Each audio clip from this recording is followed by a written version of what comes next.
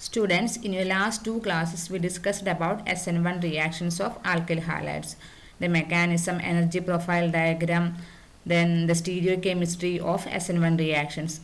Today, we are going to discuss about what are the factors that affect SN1 reactions. So, let us know what are the factors affecting the reactivity in SN1 reactions of alkyl halides.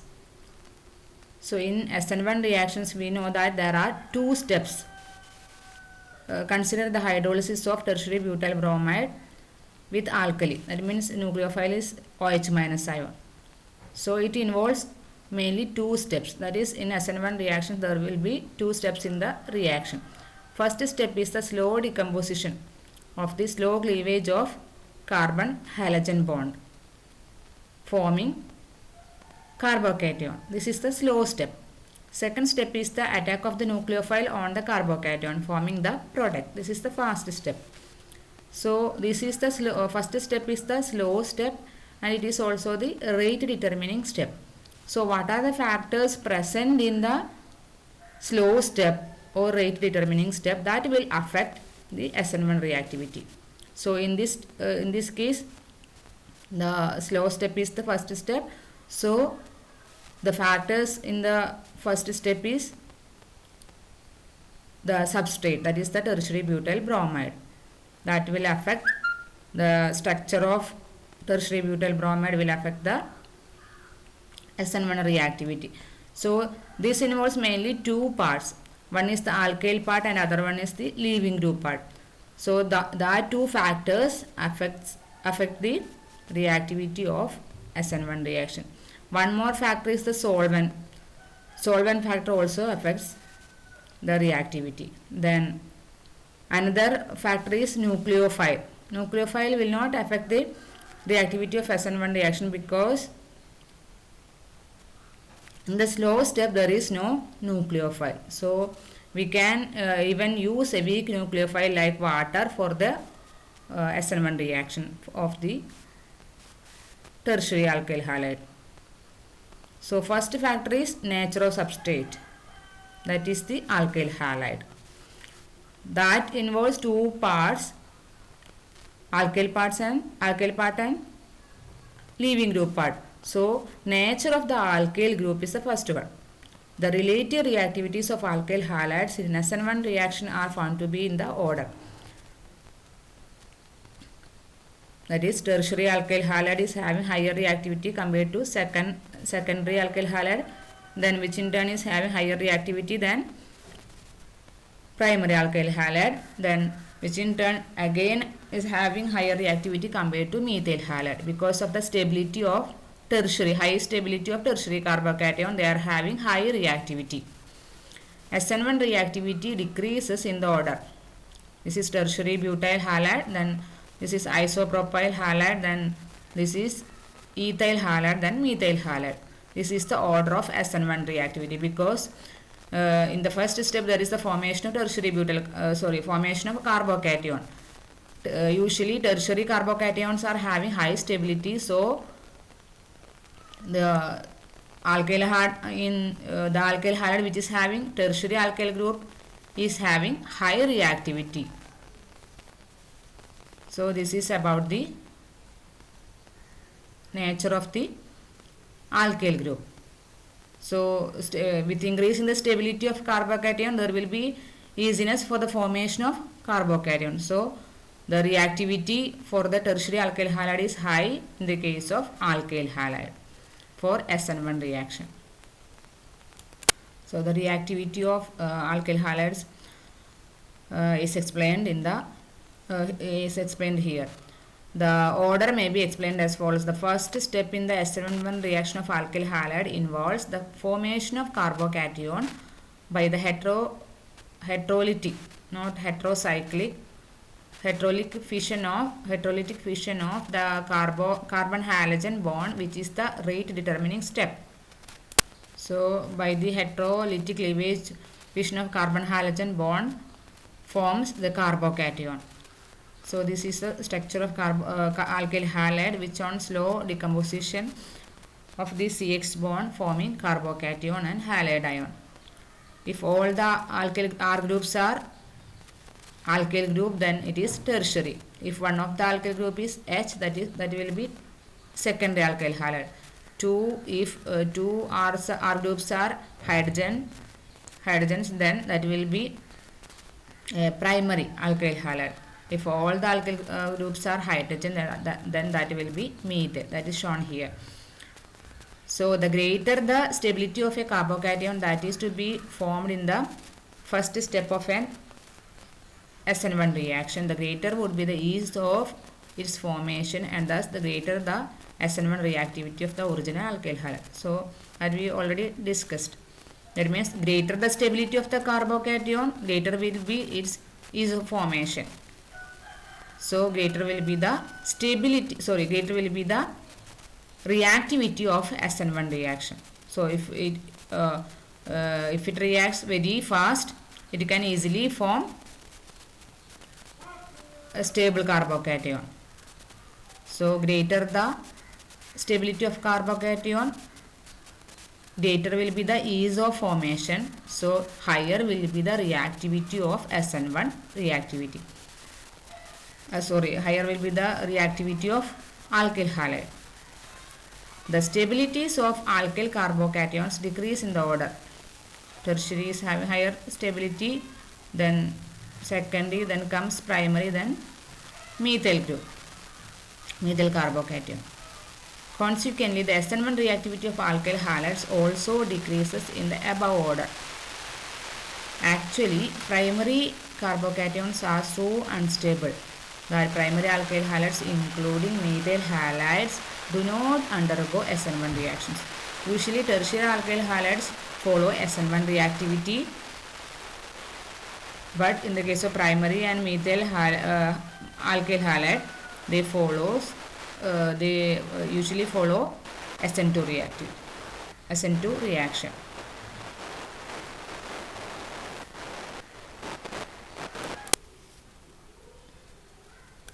Next factor is the nature of the leaving group. So how the leaving group affects the SN1 reactivity. An important aspect regarding the leaving group of SN1 reaction, that means nucleophile substitution reaction. What is the general aspect about the leaving group? That is, weaker the basicity of the group, better is its leaving ability. Weaker the basicity of the group, better is its leaving ability. That is a general aspect about the leaving group in SN1 nucleophile substitution reaction generally. So basicity means tendency to donate the pair of electrons. So in this case, this is SN1 reaction. So in this case, if the leaving group is having better tendency to donate the pair of electrons, that means if it is having a better basicity, it cannot leave from here. So weaker should be the basicity of the group for better leaving ability. So this is because the weaker the base, the weaker is its bond with the stereocentral carbon and the easier it is to break it. So the basicity should be very weak for better leaving ability of the leaving group. If the basicity is very weak, then it can break the bond from the carbon atom and can leave very easily. This is the relative basities of the halide ions are in the order. We know that relative acidity order of halide ions, HI is great. HI is having higher acidity compared to HBr, HCl, and HF. Then the reverse order, acidity order is this. Then the basicity order is reverse. Iodide ion is having very weak basicity compared to bromide ion, chloride ion, and fluoride ion. Fluoride ion is having a greater basicity. So relative basicity order is this. So weaker the basicity, better will be the leaving ability. So the reverse order will be the relative leaving abilities of halide ions. So iodide ion is having very weak basicity, so it will have higher leaving ability. Iodide ion is having higher leaving ability compared to bromide ion, chloride ion, and fluoride ion. So better is the leaving ability. It can leave from the carbon atom by breaking the bond. So later will be the easiness for the formation of carbocation. So very the tendency for the SN1 reaction will be the, that means the rate of the SN1 reaction will, for the alkyl halide will be very high when iodide is the leaving group. That means as a result the relative reactivities of the alkyl halides in an SN1 reaction with a given nucleophile are in the order. That means if the leaving group is iodide ion, that alkyl halide will have high reactivity because it can easily break from the carbon atom and leave very easily. So Ri is greater, Ri is having greater reactivity compared to RBr, RCl and RF. So that is about the nature of leaving group. General aspect is weaker the basicity, better is its leaving ability. Another factor that affects the reactivity of SN1 reaction, that is nature of the nucleophile. So in an SN1 reaction, the nucleophile comes into action only after the initial rate determining step, namely the formation of a carbocation. So in an SN1 reaction, first step is the formation of carbocation. In this step there is no nucleophile. This is the rate determining step. In this step there is no nucleophile, but after the formation of carbocation, the nucleophile attacks on the carbocation, then forming the product. So in the second step only the nucleophile takes part in the reaction. But in the rate determining step there is no nucleophile. So actually there is no role for the nucleophile in an SN1 reaction. Hence not a important role. That means hence the reactivity of the nucleophile has no effect on the rate of the SN1 reaction. But there should be a nucleophile. So even a weak nucleophile can cause the nucleophile substitution reaction. So in fact in some SN1 reactions the solvent itself can act as the nucleophile.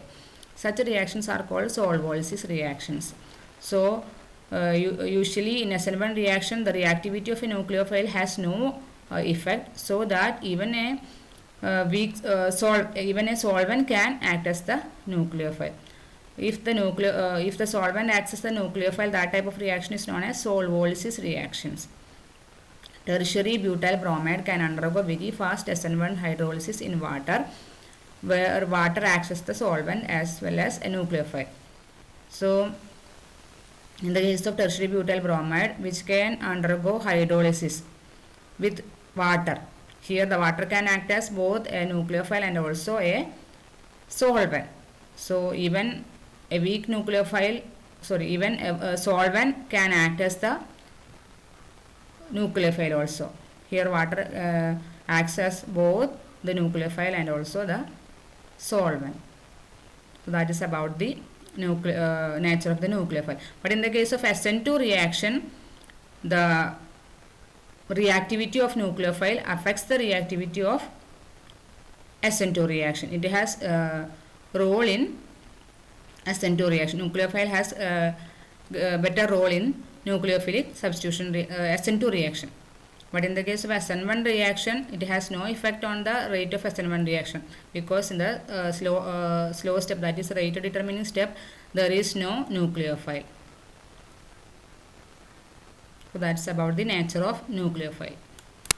Then another factor that affects the SN1 reactivity is the nature of the solvent. In an SN1 reaction of an alkyl halide, the first step involves the heterolysis of carbon-halogen bond, then resulting in the formation of carbocation and halide ion. That we know that in the SN1 reaction, the first step is the formation of carbocation by breaking the carbon-halogen bond. Then carbocation and halide ions are formed in the first step. Then polar protic solvents like H2O, C3OH, C2H5OH tend to solvate these ions. Polar protic solvents means they contain a hydrogen atom which is bonded to an electronegative atom. In this case, the hydrogen is attached to electronegative oxygen atom. So in all the polar protic solvents have the ability to solvate both the carbocation and halide ion. Here you can see the formation of carbocation. Rx dissociate into alkyl halide dissociates into carbocation and halide ion. Then the polar protic solvent here alcohol is taken as the polar protic solvent ROH. It has the ability to solve with both the cation and anion. Here R plus ion.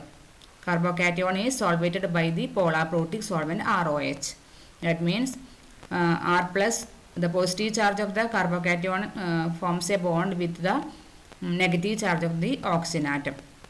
So a solvent layer is formed around the carbocation, and also a solvent layer is formed around the anion. That means in this case the hydrogen atom forms a bond with the halide ion, and a solvent cage is formed around the halide ion. So both the cation and carbocation and halide ions are getting solvated by the polar protic solvents. Such solvation tends to stabilize the ions as well as the transition state leading to their formation. So this solvation tends to stabilize the carbocation. So any factor that stabilizes the carbocation tends to favor the SN1 reactivity. That means in this case the polar protic solvents tend to stabilize the carbocation, so that will favor the formation of carbocation. So hence this solvation factor acts as the driving force for the formation of the ion. So this solvation stabilizes the carbocation, so the formation of carbocation will be very easy. In other words, polar protic solvents increase the rates of SN1 reactions. So polar protic solvents increase the rate of SN1 reactions, whereas polar aprotic solvents decrease the rate of SN1 reaction. But in the case of SN2 reactions, polar aprotic solvents increase the rate of SN2 reactions. Polar protic solvents decrease the reactivity of SN2 reactions. A more polar solvent generally has a greater ionizing power and thus has a greater power to increase the rate of SN1 reaction. So a more polar solvent stabilizes the carbocation, so it has greater ionizing power and thus has a greater power to increase the rate of SN1 reaction. More polar solvent dissociate the carbocation and anion. The carbocation, the more polar solvent has the ability to ionize the carbon halogen bond to form carbocation and anion, and also it has the effect of it has the effect of solvation. Polar protic solvent has the ability to solvate the carbocation. So greater will be the easiness for the formation of carbocation. So greater will be the reactivity of SN1. Greater will be the reactivity in SN1 reaction when we use polar protic solvents. So that is about the nature of the solvent. So usually polar protic solvents increase the rates of SN1 reactions. Then what are the factors favoring SN1 reactions? More substituted alkyl halides like tertiary alkyl halide favors SN1 reaction compared to secondary and primary.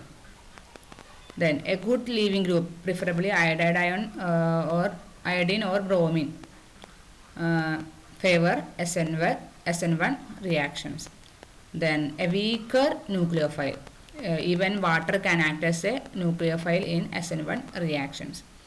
A suitable solvent, polar protic solvent, is most effective.